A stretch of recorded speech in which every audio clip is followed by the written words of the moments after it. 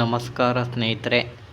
2025ನೇ ಇಸವಿಯ T E T call for ಆಗಿದೆ ಮತ್ತು December 9ನೇ ತಾರೀಕು ಎಕ್ಸಾಮ್ ಇದೆ ಸ್ನೇಹಿತರೆ. ಹಾಗಾಗಿ ವಿಜ್ಞಾನದ ಮೇಲಿನ ಪೇಪರ್ 2ಗೆ ಸಂಬಂಧಪಟ್ಟಂತೆ ಸ್ನೇಹಿತರೆ ವಿಜ್ಞಾನದ ಮೇಲೆ ಪ್ರಶ್ನೆಗಳನ್ನು ತರ್ತಾ ಇದ್ದೀನಿ ಸ್ನೇಹಿತರೆ.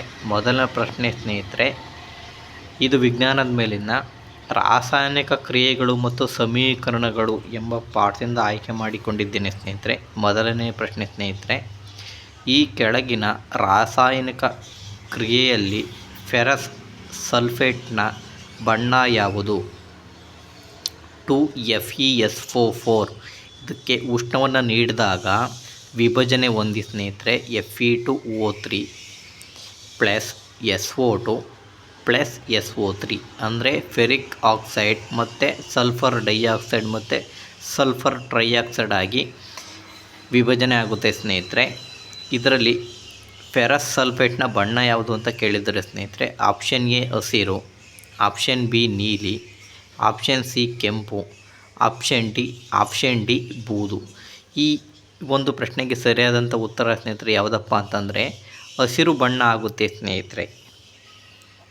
ಈ ಒಂದು ಪ್ರಶ್ನೆಗೆ ಸ್ನೇಹಿತರೆ ಸರಿಯಾದಂಥ ಉತ್ತರ ಹಸಿರು ಬಣ್ಣ ಆಗುತ್ತೆ ಸ್ನೇಹಿತರೆ. ಹಾಗಾಗಿ ಈ ಒಂದು ಪ್ರಶ್ನೆ ನೋಡ್ಕೊಳ್ಳಿ ಸ್ನೇಹಿತರೆ. ಇದಕ್ಕೆ ಪ್ರೂಫು ಸ್ನೇಹಿತರೆ,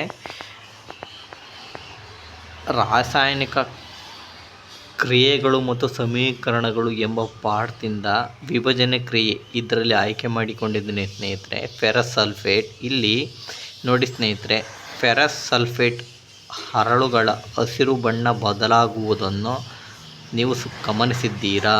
ನೋಡಿ ಸ್ನೇಹಿತರೆ, ಫೆರಸ್ ಸಲ್ಫೇಟ್ ಹಸಿರು ಬಣ್ಣದಿಂದ ಕೂಡಿರುತ್ತೆ ಸ್ನೇಹಿತರೆ. ಇದಕ್ಕೆ ಉಷ್ಣವನ್ನು ನೀಡಿದಾಗ Fe2O3 plus SO2 plus SO3 ಆಗಿ ಬದಲಾವಣೆ ಆಗುತ್ತೆ.